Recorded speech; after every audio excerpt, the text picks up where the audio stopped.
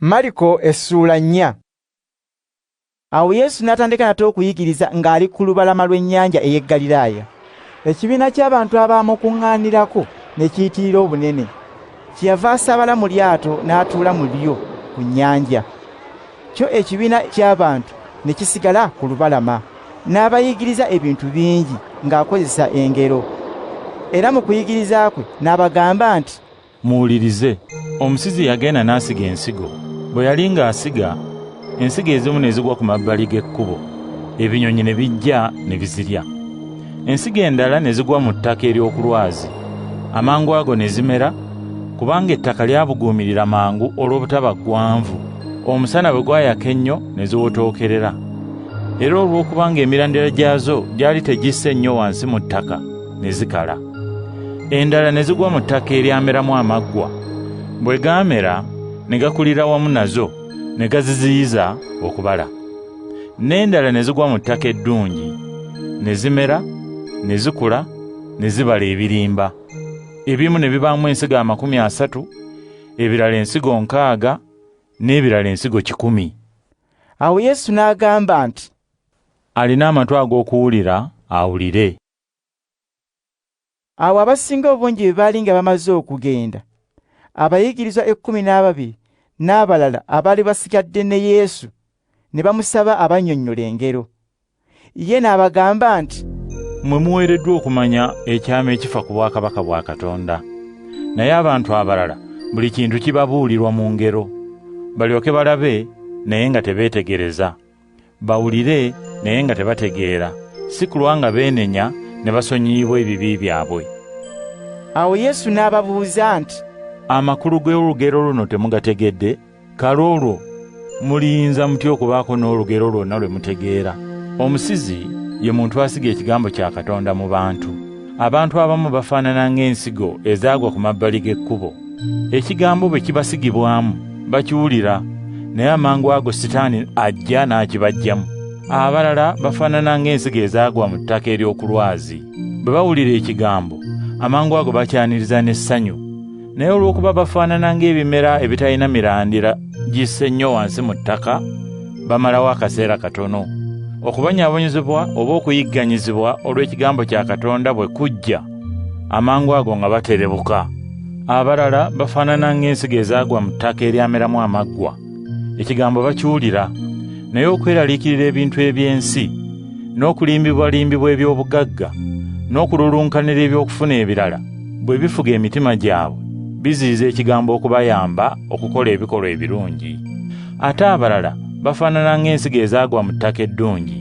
Mu bamu ne byeyongera emirundi 30, mu balala emirundi 60, ate mu balala emirundi 10. Awo Yesu n'abagamba nti, ettaala tereetebwa kukwekebwa mu kibbo oba kuteekebwa wansi wa kitanda, wabula kuwanikibwa ku kikondo kyayo. Kale nno buli kintu ekikwekeddwa kirikwekulwa, era buli kyama kirimanyibwa mu lwatu. Obanga waliwo alina amatu ag'okuwulira, awulire.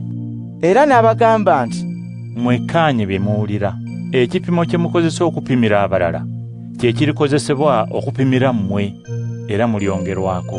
Oyo alina ebingi alyongerwako n'ebirala, ate oyo atalina aliggyibwako n'akatono k'alinako.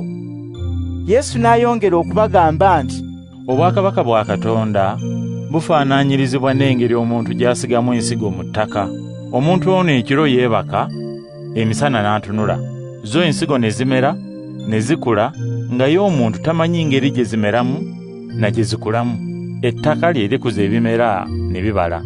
Ebimera bino bisooka kuleeta bukoola, ne bizzaako ebirimba ebito. Ate oluvannyuma mu birimba ebyo ne mubaamu empeke ezikuze. Empeke nga zengedde, olwo omuntu n'akwata akambe, kubanga amakungula gatuuse. Yesu n'agamba nate nti, obwakabaka bwa Katonda tuyinza kubugeraageranya naki? Oba lugero ki lwe tuyinza okukozesa okubunnyonnyola? Bufaanaanyizibwa n'akasigo ka kaladaali. Kano ke kasigo akasingira ddala obutono mu nsigo zonna ku nsi. Naye bwe kasigibwa mu ttaka, kamera ne kavaamu ekimera ky'enva ekisingira ddala ebimera eby'enva ebirala byonna obunene. Ne kyawula amatabi amanene, ebinyonyi ne bisobola okuzimbamu ebisu, n'okwewogoma mu kisiikirize kyago. Yesu yategeezanga abantu ekigambo kya Katonda ng'akozesa engero nnyingi ezifaanana zino okusinziira ku kye baasobolanga okutegeera. Yakozesanga ngero mu byonna bye yabategeezanga. Ate bwe yasigalanga n'abayigirizwa be bokka, bo ng'abannyonnyola byonna. Awo ku lunaku olwo lwennyini, obudde nga buwungedde, Yesu n'agamba abayigirizwa be nti, "Tuwunguke tugende emitala w'ennyanja." Awo abayigirizwa be ne bava mu kibiina ky'abantu, ne basaabala mu lyato Yesu mwe yali, ne bagenda naye, n'abantu abalala ne basaabala amaato, ne bagenda naye. Awo omuyaga ne gukunta, amayengo ne geeyiwa mu lyato, ne liba kumpi okujjula amazzi. Yesu yali mu kifo eky'emabega mu lyato nga yeebase, nga yeezizise omutto. Abayigirizwa be ne bamuzuukusa ne bamugamba nti, "Muyigiriza, gwe tofaayo ng'ennyanja etutta?"